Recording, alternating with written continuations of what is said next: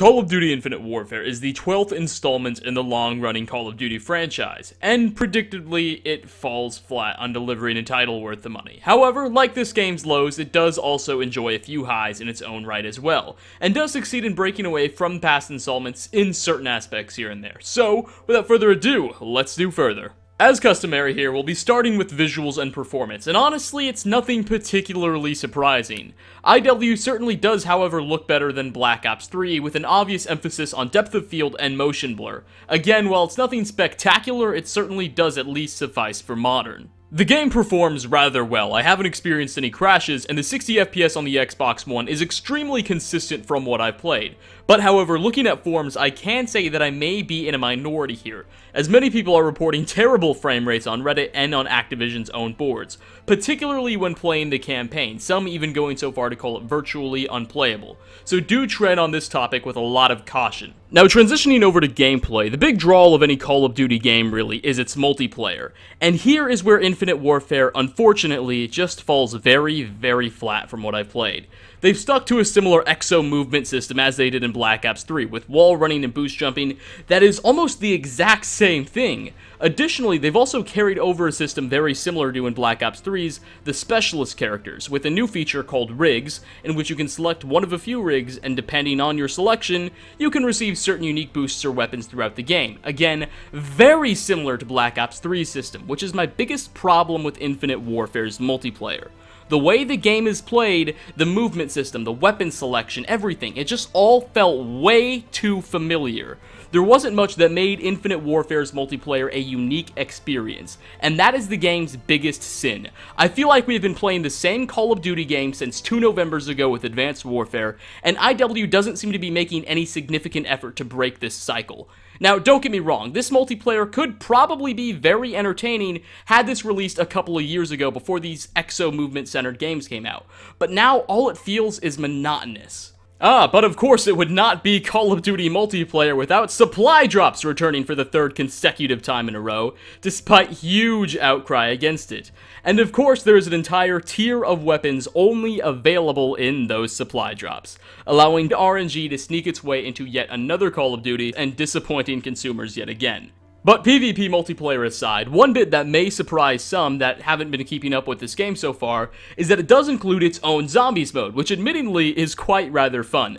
Zombies in Spaceland takes place in an amusement park with a 1980s retro style theme that for the first few minutes is rather amusing, but does begin to feel a bit overdone. Again, my problem with this mode, is that it's nothing new. The Zombies game mode in Call of Duty has been in every single game since Black Ops 2, with the exception of Ghosts, and it's rapidly growing oversaturated. Sure, it's fun for a little while, but you're quickly reminded that you've been playing the same thing for the past 4 years with very little change. Honestly, I still prefer the Black Ops 2 Zombies game mode to anything we've seen thus far, and Zombies in Spaceland doesn't really do much to break away from this. It doesn't really add its own unique twist to anything other than the atmosphere and environment it takes place, which, for me, that's not enough. This mode does inherently feel way too familiar. However, despite these criticisms of consistent familiarity and monotony, there is one aspect of this game that, from my personal experience, is the most enjoyable and does break away from past titles, and that mode, surprisingly, is the campaign. Now, I know how it sounds. Call of Duty has been popularized for its multiplayer, and generally the solo campaigns aren't given that much attention. But I truthfully did enjoy playing through Infinite Warfare's story. It felt compelling, the gameplay was varied and diverse, and I loved the performances delivered by the cast, looking at you, Kit Harington. And I mean it when I say this is probably my favorite Call of Duty campaign since CoD 4. However, it only takes about 4.5 hours to complete, and that's just not enough time for me to like it too much. Like Battlefield, the campaign is excellent, but there's just not enough of it to satisfy.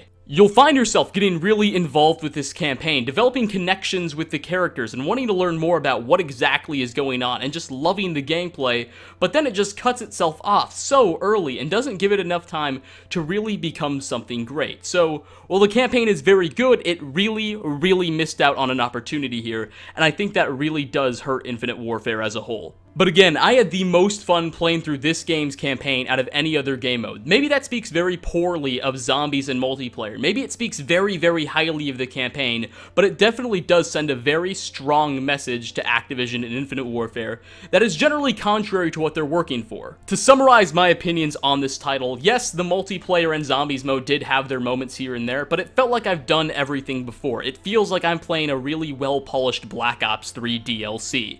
And while the campaign was a unique and interesting experience that I thoroughly did enjoy, it certainly doesn't justify paying $60 for this game. So, if you're considering buying Infinite Warfare and you're not completely sold on it, my recommendation personally is don't. Not only will that save you money, but it also does say something to Activision and Infinity Ward. It says, look, we're not particularly happy with this game, with you recycling the same title over and over again and hoping it can sell. And I think that is the biggest lesson that Activision and Infinity Ward should take from this game and try their best to incorporate in future Call of Duty titles. That way they can enjoy a little bit more success.